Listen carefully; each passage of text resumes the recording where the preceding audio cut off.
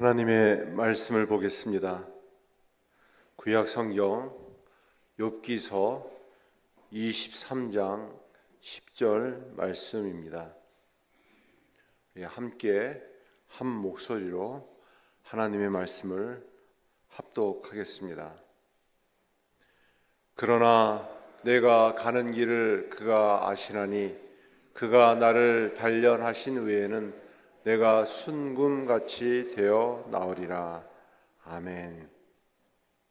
목사님, 오늘 셋째 날 말씀 고난을 통해 하나님을 경험하라 라는 말씀을 전해주시겠습니다.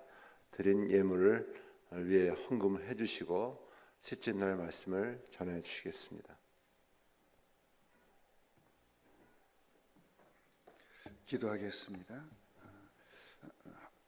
주님, 고난 주간을 맞이해서 이 아침에 당신의 귀한 자녀들이 나왔습니다. 이 고난 주간 동안 무엇보다도 우리 주님의 고난의 여정들을 하나하나 묵상해 보며 정말 다시 한번 우리의 삶을 돌아보는 시간이 되기를 원하고, 나아가서 앞으로 남은 삶을 어떻게 살아가야 될 것인지 다시 한번 다짐해 보고 결심해 보는 한 주간이 되기를 원합니다. 그리고 그 십자가의 그 은혜와 사랑이 우리의 머리에만 담겨 있지 않기를 원하고, 우리의 가슴에 뜨겁게 느껴지게 하여 주옵소서. 그리하여 다시 한번 주님의 그 사랑 가슴에 안고 한 걸음 한 걸음 이 험한 세상을 걸어가는 귀한 주의 백성들이 다 되게 하여 주옵소서. 이 아침에도 귀한 예물을 드리는 성도님들 계십니다. 참 여러 가지 모양으로 하나님 앞에 사연 올려드리기도 하고, 또 감사의 제목을 드리기도 하고, 또 마음에 결심한 바를 올려드리기도 하고, 그래요 어찌하든지 참 좋으신 하나님을 경험하여 그 하나님과 함께 이 험한 세상을 승리하며 살아갈 수 있노라 다짐하는, 그래서 그 마음으로 올려드린 이 예물을 기쁘게 받아 주옵소서. 늘 하나님 앞에 드림이 있기를 원합니다. 마음으로 드리기를 원합니다. 그럴 때 하나님께서 그것을 받아주시고 또 이것저것 은혜를 베풀어 주시는 그 복을 누리는 교우들이 다 되게 하여 주옵소서. 예수님 이름으로 기도드립니다. 아멘. 어떻게 밤새 안녕하셨어요? 참 제가 오랜만에 이런 인사를 해보네요. 아마 제가 60대인데 아마 제 60대까지 아마 이 인사를 아마 했을 거예요. 밤새 안녕했냐고. 참 옛날에 참 못 살았을 때, 그죠? 힘들었을 때 밤새 어떤 일이 일어날지 모르니까 참 그런 인사를 했는데, 그러니까 이제는 그런 인사를 별로 안 하던 것 같아요, 그죠? 그래도 한번 해볼까요? 우리 옆에 분하고 밤새 안녕하셨어요?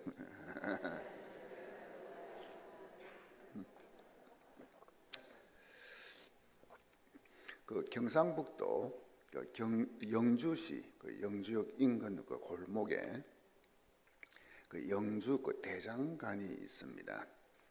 이 대표는 59년째 이 호미를 만드는 이제 경상북도 최고 그 장인이죠. 석노기 씨라고요.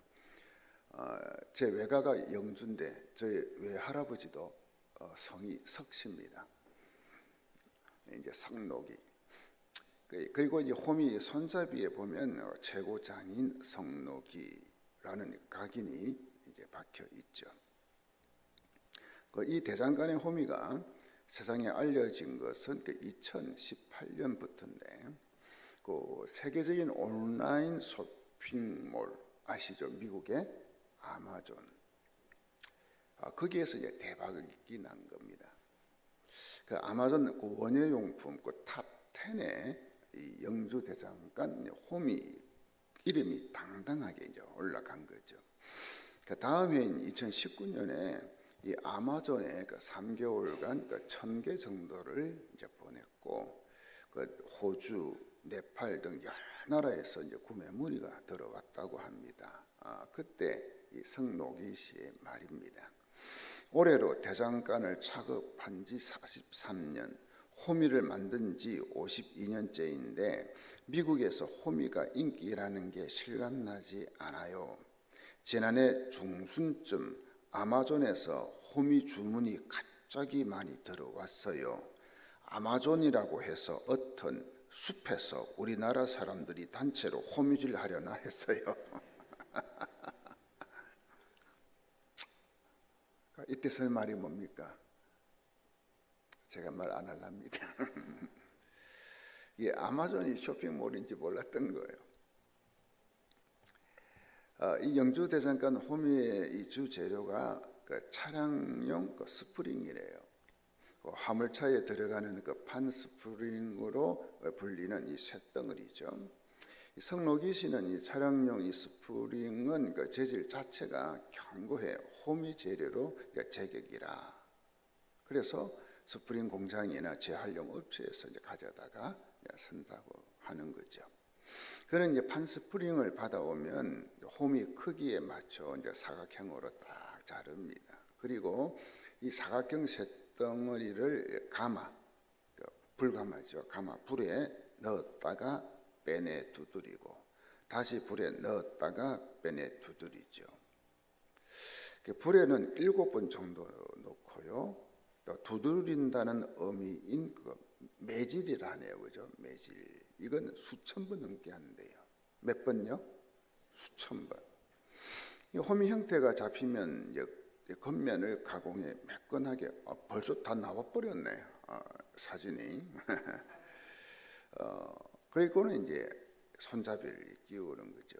이게 이제 한 자리 영주 대장간 호미 탄생 과정. 지금 이제 그림 나왔죠, 사진에. 사진은 이제 그만 보여줘도 되겠습니다.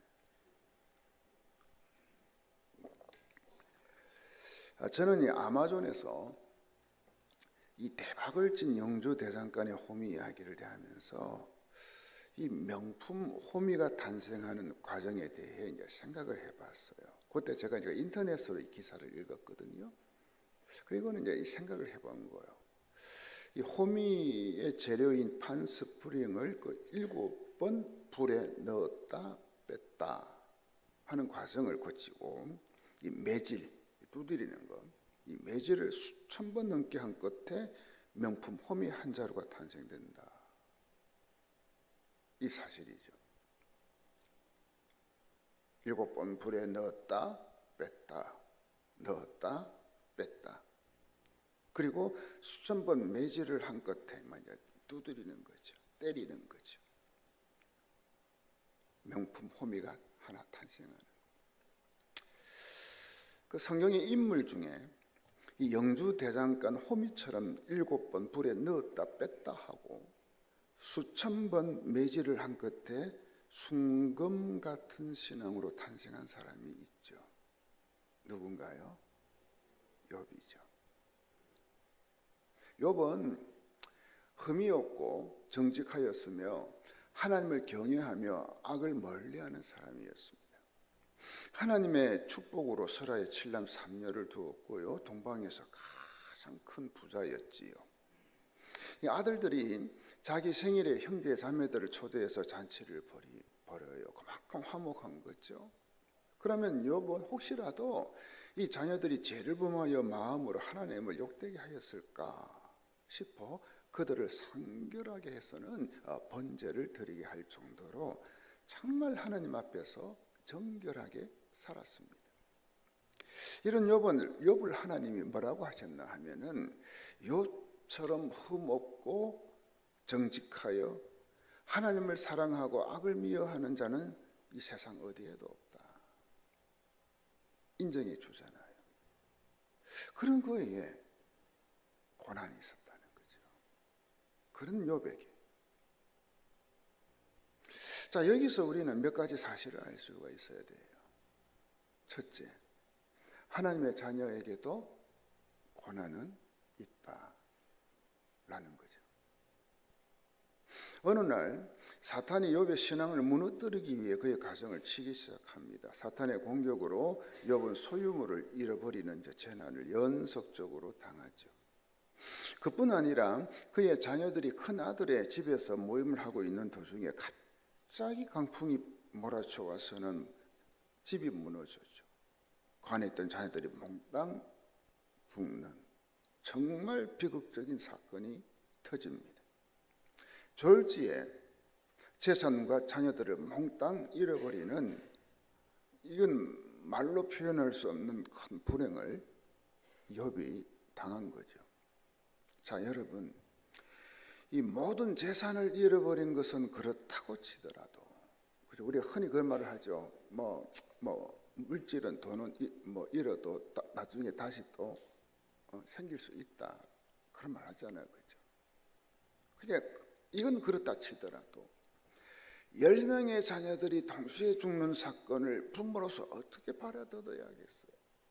부모로서 한 명도 아니고 10명 몽땅.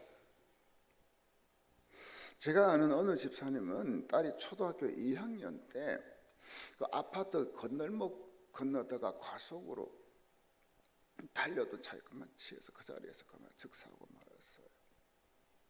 제가 이 집사님을 만난 때는 그 딸이 죽은 지 15년 지난 후였거든요. 근데도 교통사고로 죽은 딸을 잊지 못한 채 그 딸을 가슴에 품고 사는 걸 제가 봤거든요. 15년 전에 잃어버린 딸 가슴에 품고 살더라고요, 그 집사님이. 여러분, 그게 부모잖아요. 그런데 한순간에 전 재산 잃고 자녀 10명을 잃어버린 욥의 마음을 어떻게 우리가 헤아릴 수 있겠어요? 어떻게? 그냥 성경에 나오는 이야기지, 사건이지. 아니잖아요, 여러분.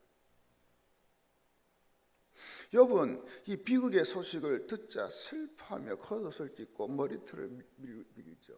너무 슬프죠. 통곡할 노릇이죠. 그리고 머리를 땅에 대고 엎드려 하나님께 예배를 드리며 고백하는 거 있네. 세상에, 이 상황에서 하나님께 예배를 드려요. 그리고 고백을 해요. 욥기 1장 12절 보세요. 내가 내 어머니의 모태에서 벌거벗고 나왔으니 떠날 때도 벌거벗고 갈 것입니다. 여호와께서 주신 것을 여호와께서 가져가시니 여호와의 이름이 찬양 받으시기를 바랍니다. 욥은 이 고백을 하며 하나님께 범죄하지 않고 하나님을 원망하지도 않았습니다. 욥의 신앙을 가늠해 볼 수 있는 장면이지요. 이런 비극을 당하면서도 신앙을 저버리지 않는 욥을 사탄이 다시 공격을 합니다. 이번에는 그의 발바닥부터 이 머리 끝까지 악성 종기가 나서 고통스럽게 해요.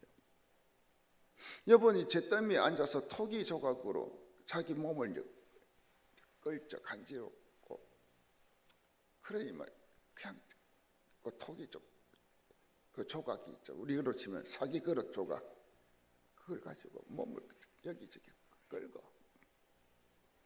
그러자 욥의 아내가 욥에게 말하잖아요. 그래도 당신은 신앙을 지킬 거요. 차라리 하나님 저주하고 죽어버리라고. 여러분, 그럴 만도 하잖아요, 아내 입장에서.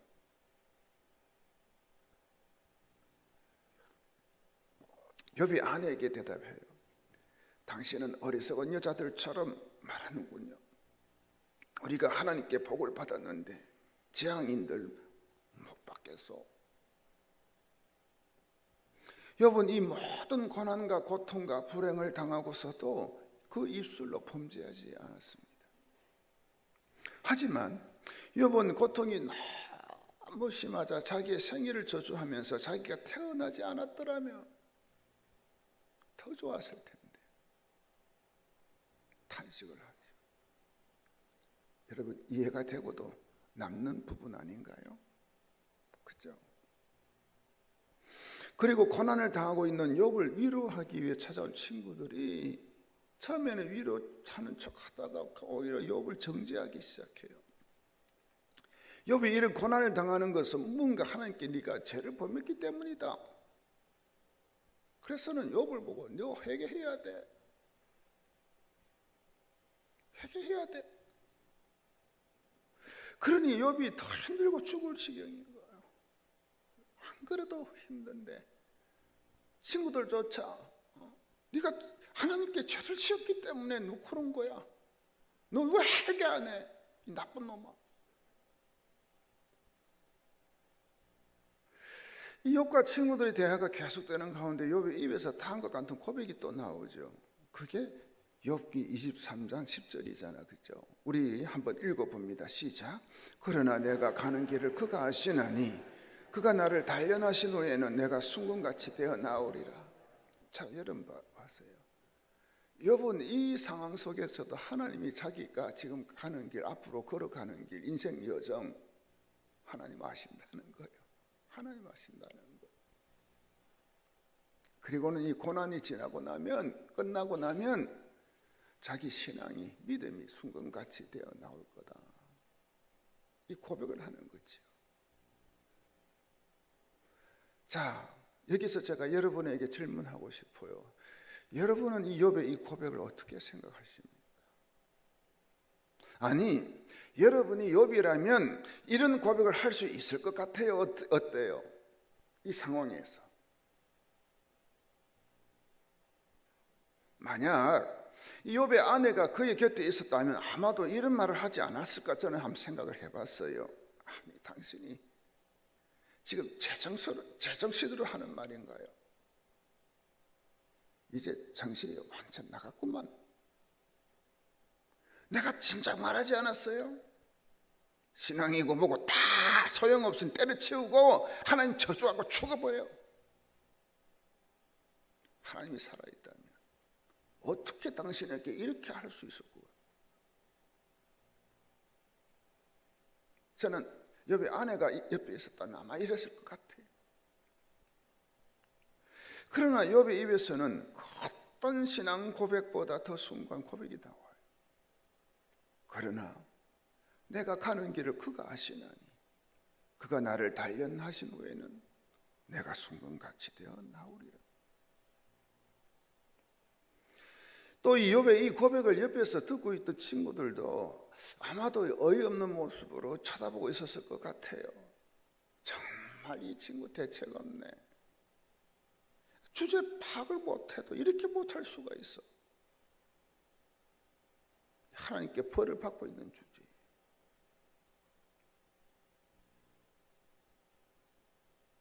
주변 사람들이 볼 때 도무지 이해할 수 없는 고난을 당할 수 있고 또한 무언가 하나님께 죄를 지었기 때문에 징계를 당한다는 말을 듣기도 하는 거죠, 우리가.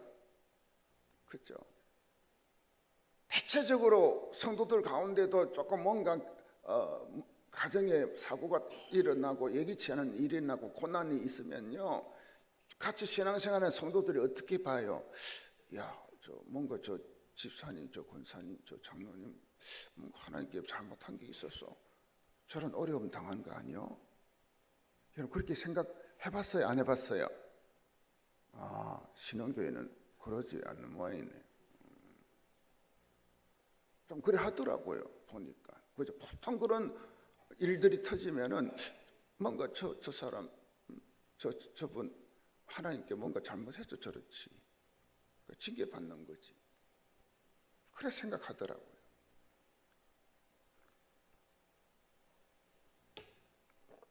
여러분 성경을 한번 봐요. 하나님의 사람들 중에 이 고난이라는 단어가 배열되지 않은 사람이 있나요? 하나님의 사람들 중에 뭐 아브라함, 이삭, 야곱, 요셉, 모세, 다윗, 예레미야, 다니엘, 사도 바울, 그리고 초대교회 성도들 등등등등. 어떤 이유이든지 하나님의 사람에게도 고난이라는 단어가 그의 생애 가운데 배열되어 있더라는 이야기죠. 불의의 사고로 남편을 잃어버리기도 하고요. 교통사고로 자녀를 잃어버린 가정도 있더라고요. 제가 이 목회를 하다 보니까는 우리 교우들 가운데도요, 정말 목사의 마음이 가슴 찢어질 정도로 그렇게 고난당하는 그런 상황, 사건. 저도 목회 평생 하면서 많이 겪었거든요. 그러면서 하나님께 그때 저는 기도해요. 하나님, 정말 믿음으로 사는데 하나님 이 가정에 왜 이런 고난을 주셔요? 왜 이런 일이 일어나요? 제가 한 번씩 하나님께 되들었어요. 저는 갑자기 몸이 아파 이상해서 병원에 가보니까 말기암이라는 판정을 받는 성도도 있잖아요. 평생 다니던 직장에서 퇴출되기도 하더라고요. 또 사업을 참 믿음으로 잘했는데 코막 거래처가 부도를, 고위 부도죠. 고위 부도를 내가지고 그냥 한순간에 모든 거 다 뭡니까? 빈털털이 돼. 우리 교회 그런 분이 있어요. 우리 가정에는 일어나지 않을 것처럼 보이던 불행한 일, 남의 일처럼만 생각되던 사고가 우리 예수 믿는 가정에도 일어나더라는 거지요. 불행한 일을 당한 어느 성도님의 말이 아직도 제 뇌리에 이제 맴돌고 있는 게 있어요. 목사님, TV를 통해 보는 교통사고가 남의 일처럼만 여겨졌는데 우리 가정에 일어날 줄은 꿈에도 몰랐어요. 한 권사님이 저한테 고백한 이야기예요. 여러분, 하나님의 자녀에게도 고난은 있습니다. 없는 거 아니에요. 둘째, 고난은 하나님을 경험하게 한다는 거지요. 욥의 친구들은 그의 고난에 대하여 정죄하고 이에 대한 욥의 변론은 계속되어 그저 티격태격 주고받고 마침내 하나님께서 욥에게 나타나셔서 말씀하시죠. 하나님의 이 말씀을 다 들은 욥은 자신이 하나님을 제대로 알지 못했다. 그리고 깨닫지 못한 것을 함부로 내가 말을 했다. 그래서 뉘우치기 시작하잖아요. 그리고 그의 입에서 다음과 같은 고백이 나옵니다. 욥기 42장 5절 6절 보십시오. 주님이 어떤 분이시라는 것을 지금까지는 제가 귀로만 들었습니다. 그러나 이제는 제가 제 눈으로 주님을 뵙습니다. 그러므로 저는 제 주장을 거두어드리고 티끌과 잿더미 위에 앉아서 회개합니다. 욥은 이 고난을 통해 하나님을 만난 거예요. 그리고 욥은 회복해 하시는 하나님을 경험하게 되었던 것이죠. 저는 가끔 생각해 봐요. 그럼에도 불구하고 하나님의 자녀인 우리들에게 이 고난이라는 단어가 없었으면 참 좋겠는데, 솔직히 여러분은 어떤가요? 여러분의 인생에 고난이라는 단어가 배열되는 게 좋아요? 아니면 없었으면 좋겠어요? 솔직히 이야기해 보세요. 저는 없었으면 좋겠거든요. 솔직히 제가 목사지만 결코 반갑지 않잖아요. 피하고 싶은 단어잖아요. 그런데 이상하게도 하나님께서 정말 사랑하시는 사람에게는 예외 없이 고난이라는 단어를 붙여주는 거 있지요. 한편으로 저는 우리 하나님이 좀 잔인하기도 한 것 같아요. 인간적으로 생각해 볼 때. 자, 여러분 요셉을 보십시오. 형들에 의해 그 죽음의 웅덩이에 던져지는 고난 당하잖아요. 그뿐인가요? 노예의 웅덩이에 던져져 버리죠. 그죠? 요셉은 웅덩이에 그저 던져진 게 한두 번이 아니에요. 또 감옥의 웅덩이에 던져지는 고난 또 당하고요. 그것도 뭡니까? 누명을 덮어쓰고 고난의 연속이었어요. 요셉이 억울하게 고난을 당할 때 하나님이 무능해서 그를 건져주지 못한 건 아니잖아요, 여러분. 하나님이 힘이 없어서 가만히 그 지켜만 바라만 보고 있었던 것도 아니잖아요, 그렇죠? 요셉에게 고난이 필요했기에 허락하신 거잖아요. 고난이 필요했기에 요셉에게.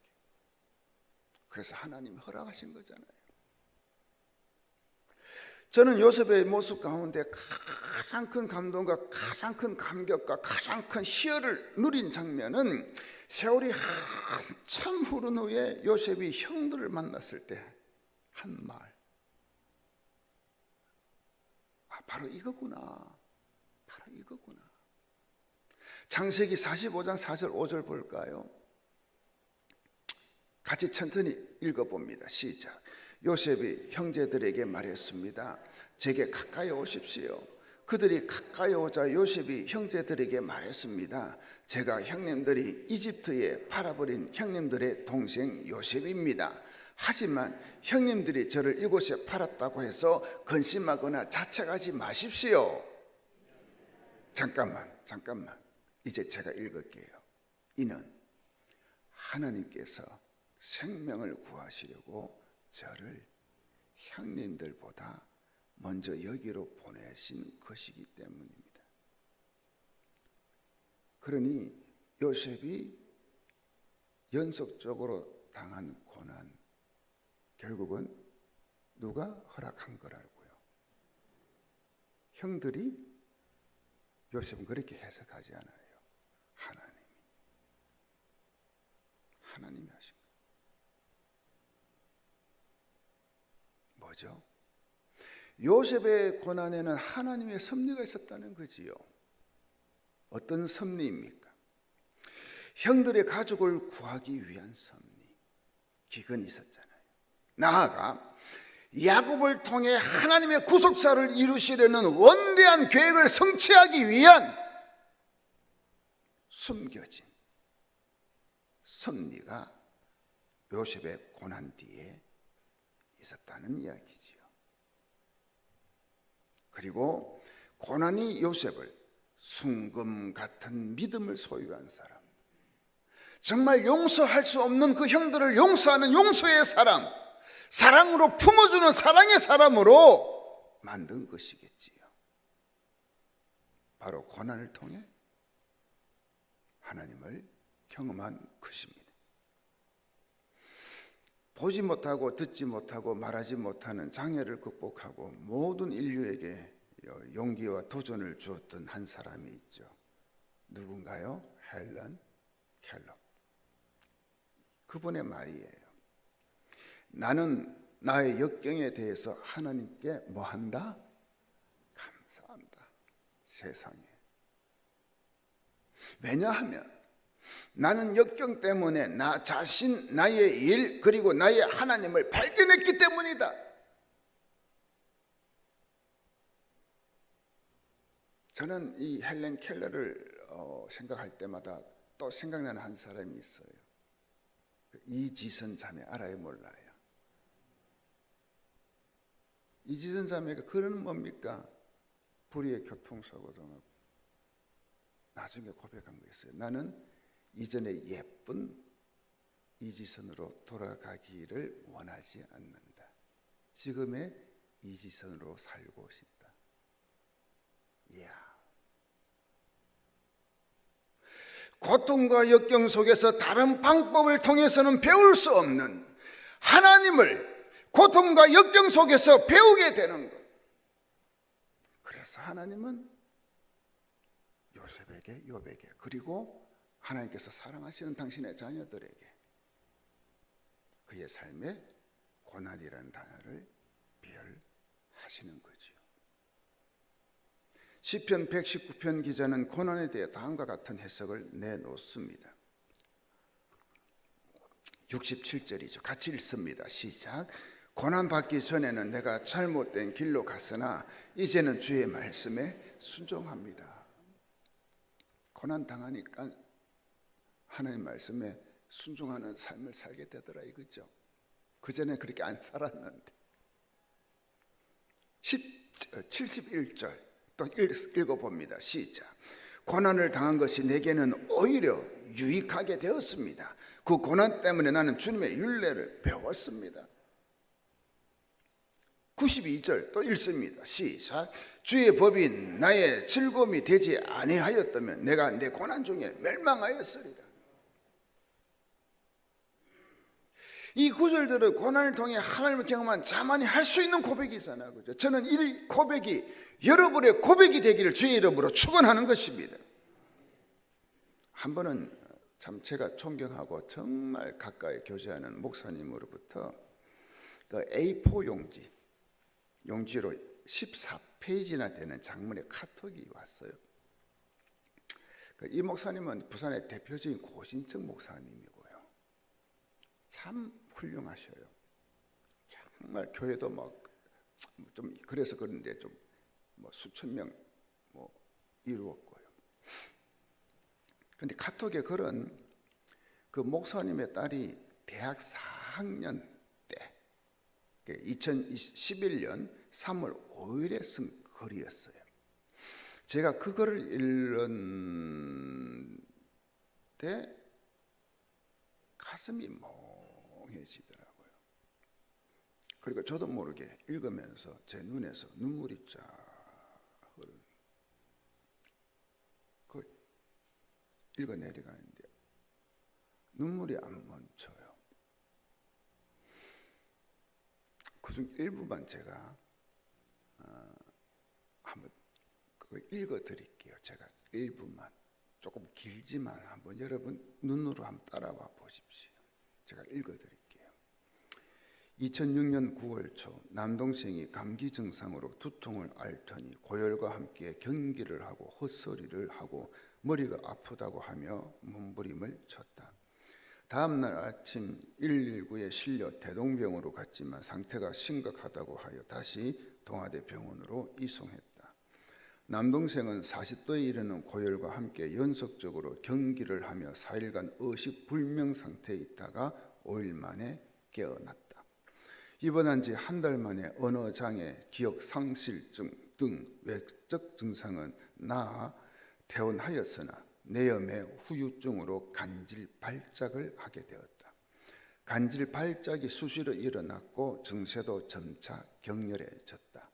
전신 발작을 하게 되면 몸이 뒤틀어지고 얼굴 근육이 굳고 아름다운 얼굴이 일그러져 잿빛으로 변하고 몸의 근육은 모조리 뒤틀리고 눈을 지켜둔 채 1분, 2분 정도 경련을 했다.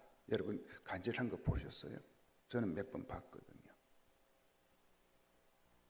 남동생의 몸은 극도로 쇠약해졌고 뇌에도 무리가 가서 머리가 깨어질 듯 아팠다. 남동생은 학교도 다닐 수 없고 외출도 할 수 없어 스트레스와 정신적인 고통이 컸다. 그래서 신경이 날카로워지고 타인에 대한 피해의식이 가득했다. 남동생은 신앙이 없는 가운데 절망한 나머지 하루에 16시간씩 컴퓨터 게임만 했다. 규칙적인 생활이 되지 않아 식사 시간에 밥 먹는 것도 되지 않았다. 하루는 온 가족이 정신이 혼미한 동생 곁에 모여서 기도회를 했다. 그때 사랑이 부족했던 가족 관계를 회개하고 서로 용서하는 시간을 가졌다. 그리고 동생의 간질이 하나님께로 왔으며 반드시 놀라운 은혜로 우리 가정을 세워주시고 동생을 고쳐주실 것을 믿음으로 선포하며 기도하였다. 2007년 9월쯤 동생이 친구랑 서면에 놀러 갔다 오면서 버스에서 간질 발작을 한 일이 있었다. 이 일은 모든 가족에게 큰 충격이었다. 사람들 앞에서 오줌까지 눌 정도로 심하게 발작하고 질질 끌려서 버스에서 내려진 사실을 알았을 때 그 슬픔과 아픔은 이루 말할 수 없었다. 여러분 이해가 되나요? 동생 본인에게도 충격이었던 것은 말할 것도 없었다. 2007년 11월 우리 가족은 동생이 도시의 유해한 환경보다는 기도원에 들어가서 기도하며 하나님의 치료하심을 구하기로 했다. 김해 가면 무척산이 있거든요. 무척산 기도원이에요. 차도 못 올라가요. 밑에서 걸어 올라가는 기도원. 엄마는 동생과 함께 기도원에 기거하며 낮에 잠깐 집에 와선 가족들을 돌보는 생활을 하기 시작했다. 이런 엄마의 과도한 짐을 덜어주기 위해 내가 2008년 2월에 기도원에 같이 있으면서 동생과 함께 지내기로 했다. 대학 복학을 6개월 늦추고 들어간 기도원 생활은 만만치 않았고 예전에 경험해 보지 못했던 영적 전쟁을 몸소 실감하는 시간이었다. 엄마는 날마다 밤을 새우며 기도하셨고 나는 금식을 결단하고 금식하는데 이틀째 밤에 어둠과 죽음의 두려움에 떨고 있는 자신을 만나주신 하나님을 경험했다. 하나님의 강한 임재가 온 방을 가득 채워졌고 방바닥에 엎드려 울면서 찬양하는데 갑자기 환상을 보게 되었다. 그 환상을 통해 질병으로 자기 가족을 괴롭히는 악한 영의 존재와 엄마의 큰 슬픔을 보게 되었다. 그리고 엄마가 하루에 대여섯 시간씩 기도하며 악한 영을 대적하는 것을 보게 되었다. 이후로 나는 엄마와 동생을 위해 중보 기도하기 시작했다. 하루에 3시간 이상 부르짖으며 기도하게 되었고 말씀이 깨달아지기 시작했다. 누가요? 대학생 자매가. 기도가 터지자 내 안에 어둠의 권세를 행사하던 악한 영들이 드러나 쫓겨나고 옛사람의 악한 습관들이 뽑히면서 나의 성격도 변하기 시작했다. 지금까지 덜렁이 까불이로 살아왔는데 주변에서 사랑이가 변했다, 사랑이가 철들었다, 사랑이가 참해졌다라는 소리를 듣기 시작했다. 우울증이 사라지고 마음의 평안과 기쁨이 넘치기 시작했다. 그 후로 하루에 보통 서너 시간씩 기도했고 동생을 위해 1시간씩 중보 기도하며 어떤 날은 새벽 2시 반에 일어나 숨죽여 기도하기도 했다. 그러던 중 2008년 9월 초 엄마는 40일 금식 기도를 작정하셨고 10일이 지나자 몸에 이상이 생기기 시작하여 온몸뿐 아니라 눈까지 노래지셨다. 아빠와 기도원 목사님이 금식을 중단할 것을 권유했지만 엄마는 중단하지 않으셨다. 15일째 되는 주일날 내과 의사 선생님이 엄마의 몸 상태를 체크하곤 목숨이 위험하니까 당장 금식을 중단하고 병원에 가라고 했다. 병원에 갔더니 간 수치가 목숨이 위험한 900이 넘었다. 하루만 넘어서도 목숨을 잃을 뻔했다. 이 사건이 동생의 정신을 번쩍 들게 만들었고 그때부터 동생에게 믿음이 들어가기 시작했다. 날마다 예배도 드리고 나와 함께 기도하기 시작했다. 그렇지만 함께 기도한다는 게 말은 쉽지만 전쟁이었다. 어떤 때는 잠자는 동생을 깨워 기도하는데 2시간이 걸릴 정도였다. 동생이 간질 발작을 아주 심하게 하여 병원에 실려가는 위기도 있었다. 이런 영적 전쟁을 하며 2009년을 보냈다. 2010년이 되자 진성이에게 놀라운 변화가 일어나기 시작했다. 동생이 스스로 기도하기 시작했고 그의 신경질 내고 고집 부리던 성격이 사라지기 시작했다. 자신이 잘못한 것에 대해 회개 기도도 하기 시작했다. 하루는 오전에 기도하고 있는데 동생이 내 방으로 뛰어와 해맑은 얼굴로 말했다. 누나, 나는 내가 내 영을 아는 게 너무 감사해. 내가 안 아팠으면 기도원도 안 오고 기도도 안 하고 하나님도 몰랐을 텐데 아파서 이렇게 기도하고 하나님도 만났잖아.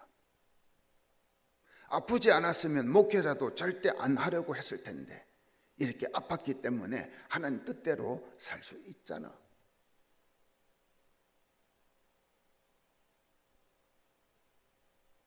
그의 동생은 신학교에 진학하게 되었고 2011년 1월에 서울 삼성병원에서 정밀검사를 하였는데 의사 선생님의 소견이 나왔다. 진성이 뇌에 염증으로 생긴 상처는 모두 치료되었음. 단 육체가 무리했을 때 조절해주는 뇌의 어떤 부분이 손상되어서 무리하면 다시 간질 발작을 할 수 있으므로 체력 관리만 잘하면 됨. 그리고 감정 조절을 해주는 기능이 제대로 작동을 하지 못해 감정의 기복이 심할 수 있으니 조심해야 함. 그리고 3년 동안 조용한 곳에서 요양을 잘하고 잘 자서 진성이 뇌는 수축되어 있는 상태임. 이제 공부도 하고 활동도 하면서 내를 활성화시킬 필요가 있음.